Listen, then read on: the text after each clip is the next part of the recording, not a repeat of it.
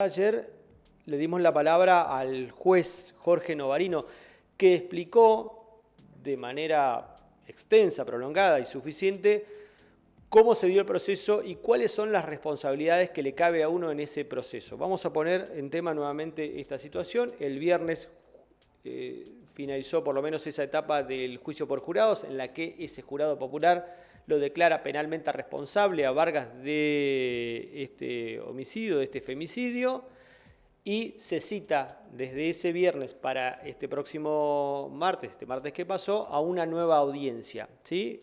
Juicio que tiene distintas instancias. Una en la que se determina la responsabilidad penal o no de un imputado, como en este caso fue Vargas, y luego se discute o se determina judicialmente la pena. Y es lo que debería haber ocurrido el martes. El asunto es que el martes a la mañana, cuando la policía va a constatar lo que la familia de Vargas le dice, miren, Vargas no está, nuestro familiar no está en la vivienda en la que estaba cumpliendo la preventiva domiciliaria, va la policía a constatar y Vargas se había fugado, ¿sí? Bueno, ¿qué explicó el juez? ¿Qué explicó el juez? Y ahora vamos a compartir un pedacito de aquella audiencia del viernes. ¿Qué dijo el juez ayer y explicó? Yo mantuve la prisión domiciliaria porque otra cosa no pude hacer, porque la Fiscalía, palabras más, palabras menos, digo, pero esto es lo que explicó el juez, porque la Fiscalía lo pidió pero no lo fundamentó, y es algo que exige el Código Procesal Penal. No solamente debe pedirlo, sino que además justificar por qué lo pide. Si no lo pide, yo no lo puedo hacer de oficio. Pero no es que no lo pueda hacer Novarino, no lo puede hacer ningún juez. No puede decir, bueno, usted no pidió una preventiva en el calabozo, pero a mí me parece que sí, entonces yo lo voy a mandar al calabozo. No lo puede hacer. Si lo pide, pero no lo justifica, está injustificado el pedido, o no está suficientemente argumentado, o directamente no está argumentado, y tampoco entonces puede determinar eso. Tenía y tuvo la Fiscalía la posibilidad de pedir una nueva audiencia después para solicitar esa preventiva en calabozo. Sí, la tuvo el mismo viernes. El viernes, un rato después que terminó esa parte del juicio, a la tarde, el sábado, el domingo, el lunes, podría haber pedido una revisión, y la Fiscalía, por algún motivo que desconocemos hasta ahora, porque no ha querido hablar con los medios, desconocemos. Se ha escuchado, se ha leído en estas últimas horas una hipótesis. ¿Qué sucede si Vargas no aparece en los próximos días? Si pasan, por ejemplo, 10 días y no aparece. Una hipótesis que se ha especulado es: el juicio se tiene que hacer de nuevo. Vuelve todo a cero y hay que hacer un juicio de nuevo. ¿Es eso así o hay otras interpretaciones? ¿Qué es lo que le voy a contar a partir de ahora? Pero previo a eso, quiero ver si podemos poner al aire qué fue lo que sucedió el viernes cuando ya el jurado popular le dice a Vargas que es culpable. Y el momento en que, esto que les contaba y que ayer lo explicaba el doctor Novarino, cómo la Fiscalía pide y qué es lo que no hace la Fiscalía, ¿sí?, con respecto a ese pedido de prisión preventiva.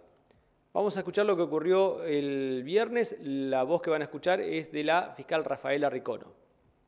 En principio. La Fiscalía va a solicitar que se revoque la prisión domiciliaria y se dicte la prisión preventiva,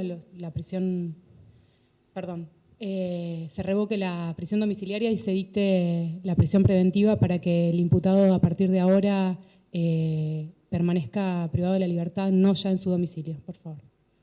Le doy la palabra a la defensa. No ha habido no se ha fundamentado el pedido. Entiendo que no ha habido tampoco ningún incumplimiento en el año y medio que viene cumpliendo en arresto domiciliario. Solicito que se mantenga hasta la audiencia de cesura. El comportamiento procesal que ha tenido Vargas Nehuen mientras ha durado todo este proceso ha sido intachable y tampoco se han dado fundamentos para el pedido. Bien. Sí, voy a resolver. Entiendo que, doctora, no ha brindado fundamentos. Los fundamentos no deben suponerse. Voy a mantener la medida coercitiva que viene transitando Vargas Nehuen hasta el momento.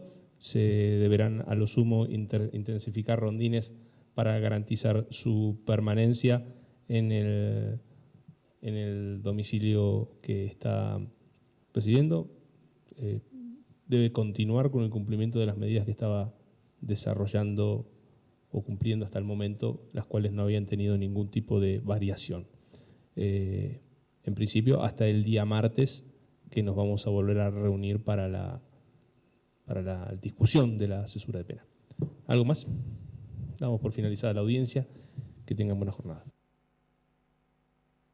Y ahí se iba Vargas, escoltado por la policía, al domicilio donde estaba cumpliendo la preventiva, la domiciliaria. Dijo el juez sobre el final algo más, nadie dijo nada más, no hubo ningún otro planteo, no hubo ni ese mismo día, ni el fin de semana, ni el lunes un pedido de revisión de esto. Si la Fiscalía no estaba de acuerdo con la decisión del juez Novarino, podría haber pedido una revisión y haber, sí, ahí en ese momento argumentado por qué pretendía que Vargas fuera a un calabozo a esperar la audiencia de cesura de pena. Y eso no ocurrió. El juez lo explicó ayer, no podía hacer otra cosa más que lo que le indica el Código de Procedimiento. Bueno, y ahora vamos a este tema, porque vuelvo a decir, se especuló en estas últimas horas con esta posibilidad de que si Vargas no aparece se cae el juicio, ¿sí? Se vuelve a foja cero, se anula esto, queda en la nada. Bueno, hemos consultado a varios magistrados, varias fuentes, no una ni dos, tres, cuatro, sí, para saber si esa es una correcta interpretación de lo que indica el artículo 316 del Código Procesal Penal. El Código Procesal Penal es el código con el que se administra justicia.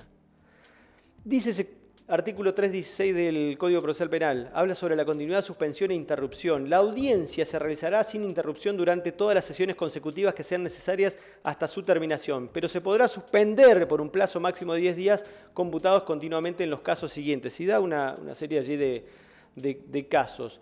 Dice, siempre que la suspensión exceda el plazo máximo fijado, todo el debate deberá realizarse nuevamente. Hay que decir que el juicio está interrumpido. ¿Por qué? Porque el juicio no terminó con lo del viernes, con la declaración de culpabilidad. Esa es una primera etapa, en donde se define la responsabilidad penal o no de un imputado, en este caso de Vargas. Pero el juicio termina, por lo menos en esta primera instancia, con la determinación judicial de la pena, que es lo que debería haber ocurrido el martes. Si eso no pasó, entonces el juicio no está terminado. Ahora, lo que me han explicado los magistrados es que la fuga de Vargas no hace que el juicio se suspenda, sino que interrumpe los plazos legales. ¿Sí? Esto que indica el 316 del Código Procesal Penal de estos 10 días, lo que dice es, bueno, un juicio tiene que hacerse con esta celeridad, hay que resolverlo en 10 días, no dilatarlo por cuestiones que no son justificadas, ¿sí? Salvo casos excepcionales, juicios muy complejos, juicios con delito de corrupción, que implica quizás más jornadas de debate, pueden extenderse 10 días, pero son cosas puntuales. Pero lo normal es hacerlo en un plazo no mayor a 10 días. Pero ¿qué sucede? Como digo, si el condenado, el imputado, se fuga, bueno, lo que nos explicaban es que allí lo que se habilita no es la suspensión, que se habilita otro instituto que es el de la interrupción. Y se interrumpen, como decíamos recién, los plazos legales, ¿sí? Cuando hay rebeldía, como en este caso y como lo indica el artículo 85 del Código Procesal Penal, la declaración de rebeldía suspenderá los plazos hasta la comparecencia al rebelde, o sea que se frena el tiempo, no se siguen computando los plazos, y eso va a ocurrir recién cuando lo agarren a Vargas, cuando logren encontrarlo. Ahí volverán a correr los plazos. Pero como digo, con las fuentes que hemos consultado nosotros nos han dicho, no, de ninguna manera aplica esto, el juicio no se cae. En esos términos nos han dicho, no se cae el juicio, porque el procedimiento queda detenido, se suspenden los plazos hasta la comparecencia del rebelde, y cuando lo agarren, el juez tendrá que ahí sí convocar a una audiencia de cesura de pena, que es lo que debería haber ocurrido en la jornada del martes y no pasó porque Vargas se fugó. Pero claramente digo esto porque ha generado enorme inquietud en la comunidad, pero particularmente en la familia de Ana Calfín. Al enterarse de esta hipótesis, al tomar contacto con esta hipótesis, la familia de Ana, preocupada, ha preguntado si esto era posible, después de este larguísimo proceso y doloroso, que en 10 días, porque este sujeto decidió fugarse, se caía todo y había que arrancar de nuevo. Bueno, lo que explican, como digo, desde los magistrados, incluso señalan que ya ha habido algún fallo sobre este aspecto, digo, en otros casos, y no es la opinión ni siquiera de la Cámara, nos decían también. Entonces, bueno, por lo menos para llevar también algunos elementos un poco más claros para poder analizar este tipo de cuestiones. ¿Habrá alguien que haya interpretado, que interprete que el artículo 316 dice esto? Incluso me decían esta hipótesis. Muchos condenados llegan a esta segunda parte del juicio, a la determinación judicial de la pena, en libertad. Dice, ¿qué pasaría? Si esto se aplicara de esa manera, buena cantidad de condenados, imputados condenados, se esconderían 10 días y entonces habría que arrancar el proceso de nuevo. Y eso no ocurre. Si se fuga el imputado, el condenado, se interrumpen los plazos legales y vuelve a correr eso a partir del momento en que lo atrapen.